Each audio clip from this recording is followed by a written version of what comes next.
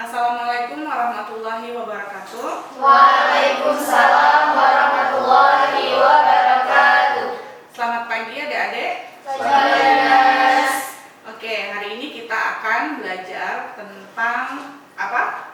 Fokus Tentang fokus group discussion ya. Nah, jadi hari ini kita praktikum terkait dengan pelaksanaan pengkajian di dalam community health nursing atau keperawatan agregat komunitas, yaitu dengan pelaksanaan FGD.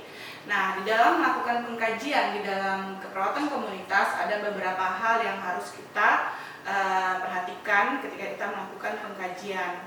Nah, untuk teknik pengambilan data di komunitas bisa dilakukan secara kuantitatif dan kualitatif.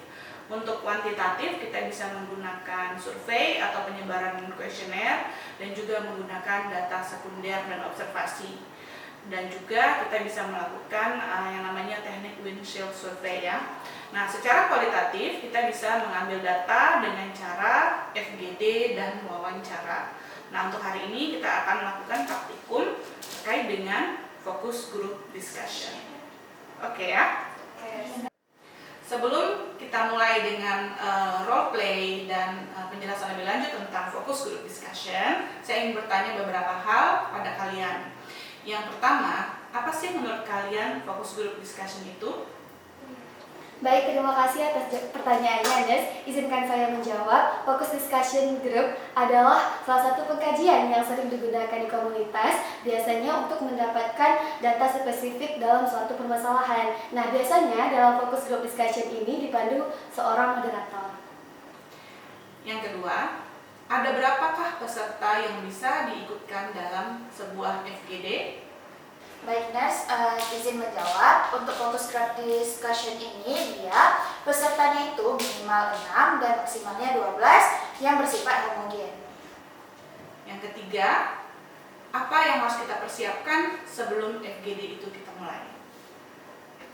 Baik, Nes, terima kasih atas pertanyaannya. Jadi, hal yang harus kita persiapkan dalam fokus group discussion itu adalah yang pertama, ruangan yang kondusif, serta peserta yang cukup, dan list pertanyaan.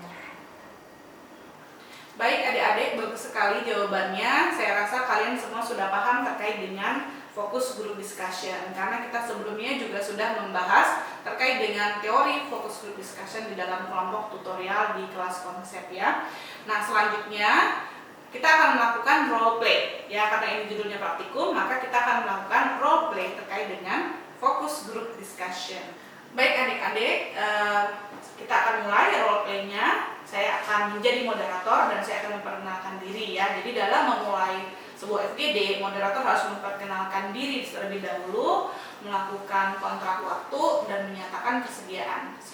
Dan tentu saja kita harus menjelaskan tujuan dari FGD dan topik apa yang akan kita bicarakan. Contohnya seperti ini. Assalamualaikum warahmatullahi wabarakatuh. Waalaikumsalam warahmatullahi wabarakatuh.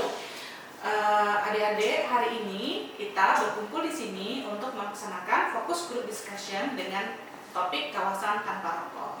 Insya Allah diskusi ini akan memakan waktu mungkin maksimal sekitar 60 menit dan kita akan melakukannya di sini. Nah, apakah adik-adik bersedia? Bersedia. Ya, itu adalah contoh dari opening untuk melakukan FGD ya. Selanjutnya bisa dilakukan ice breaking dengan memperkenalkan nama-nama dari peserta. Baik, kita lanjutkan dengan role play tentang fokus group discussion. Untuk role play dan praktikum hari ini, saya akan mengambil topik terkait dengan kawasan tanpa rokok di kampus. Karena kalian kan mahasiswa, maka kita langsung role play dengan topik kawasan tanpa rokok di kampus. Nah, seperti yang kita tahu bahwa FGD itu harus ada satu moderator yang akan memberikan pertanyaan kepada peserta. Nah, tadi kita sudah tahu bahwa peserta FGD adalah 6-12 orang dengan yang pada umumnya bersifat homogen ya.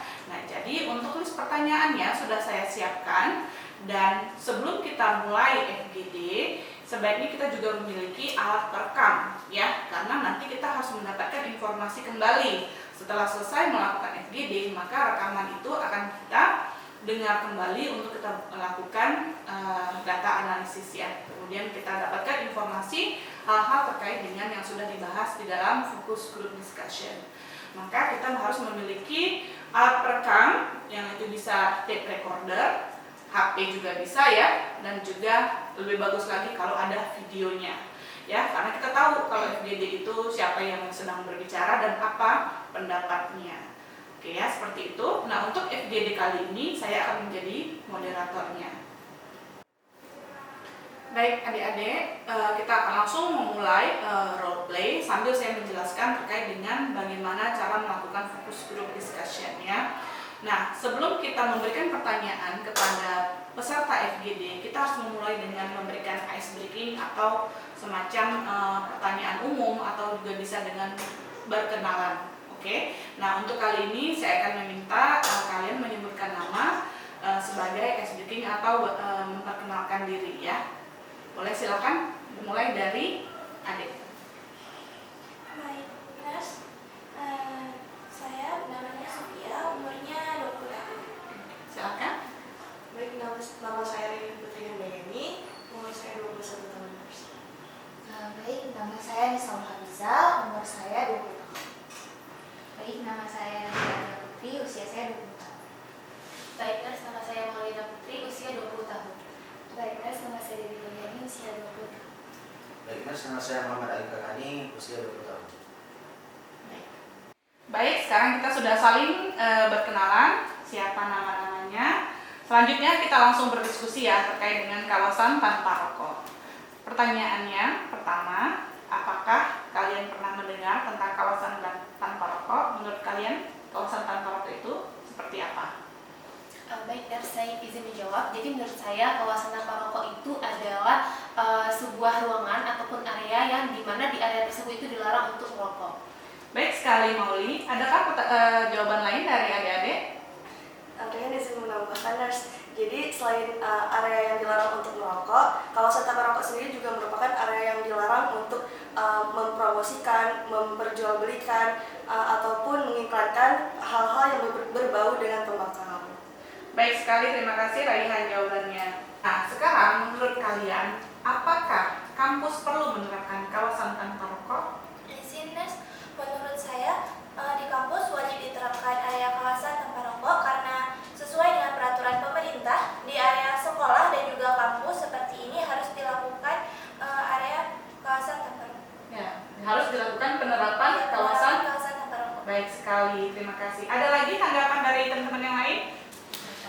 Baik, Alim izin menambahkan, tadi Alim setuju dengan pendapat Sofia juga, tapi Alim ingin menambahkan sedikit. Kita juga tahu bahwa kampus itu kan usia di mana anak-anak kampus, usia kampus ini kan sering terpapar dengan rokok, dan juga udah banyak pemerintah itu berusaha untuk membuat program supaya untuk menurunkan jumlah perokok di Indonesia. Jadi dengan penerapan KTR ini juga itu menurut Alim sangat bagus untuk menekan agar untuk mengurangi perokok di Indonesia. Baik, terima kasih Alim. Baik sekali adik-adik atas tanggapannya dan pendapatnya ya. Mungkin ini yang terakhir terkait dengan menurut adik-adik apa sih kontribusi mahasiswa dalam penerapan kawasan tanpa rokok di kampus? Ada yang punya pendapat? Oke, silakan mungkin Nadira dulu. Baik, Nurse, izin menjawab. Mungkin untuk kontribusi mahasiswa dalam pembentukan KTR ini, yang pertama itu kita bisa membuat peraturan di BEM. Yang namanya kampus ini kan memiliki badan eksekutif mahasiswa. Kita bisa bekerja sama, berkolaborasi bersama mereka untuk membentuk peraturan kawasan tanpa rokok. Baik, terima kasih jawabannya Nadira, bagus sekali ya. Apakah ada pendapat lain dari adik-adik? Oke, silakan melihat dulu. Baik, terima kasih, Nurse. Jadi menurut saya setuju dengan apa yang disampaikan Nadira. Setelah kita membuat pembentukan peraturan, selanjutnya kita buat medianya, Nurse, dengan membentuk poster gitu. Nah, poster itu bisa kita tempelkan di mading-mading. Nah, saya lihat di kampus itu kan sudah disediakan mading. Jadi teman-teman bisa melihat, oh kawasan tersebut dilarang merokok gitu. Jadi menurut saya sangat penting gitu, Nurse, dengan adanya media kayak leaflet sama poster tersebut, Nurse. Baik, bagus sekali. Tadi kalian juga tunjuk tangan ya? Silakan Alim. Jadi tadi yang satu sudah mengatakan soal kebijakan, yang satu juga sudah mengatakan soal medianya. Kayaknya sekarang kita masuk ketika individunya, Ya. kalau ada kawannya kayak udah kayak mau gimana gitu, kita mengingatkan. Ya, jadi reminder ya.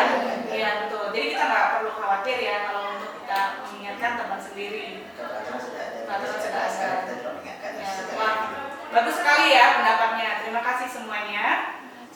Nah, baik adik-adik, kita sudah meroleplaykan tadi beberapa pertanyaan yang mungkin kita bisa berikan ya terkait dengan topik kawasan tanpa rokok ya. Nah, setelah kita selesai memberikan pertanyaan-pertanyaan kepada peserta terkait dengan topik yang mau kita gali informasinya, dalam hal ini adalah penerapan kawasan tanpa rokok di kampus, maka setelah kita mendapatkan saturasi data dari apa yang kita ingin peserta kita yang sedang kita mintai pendapatnya, maka kita sudah bisa ke end atau conclusionkan hasil diskusinya ya. Kita berikan kesimpulan dari apa yang sudah kita bahas ya.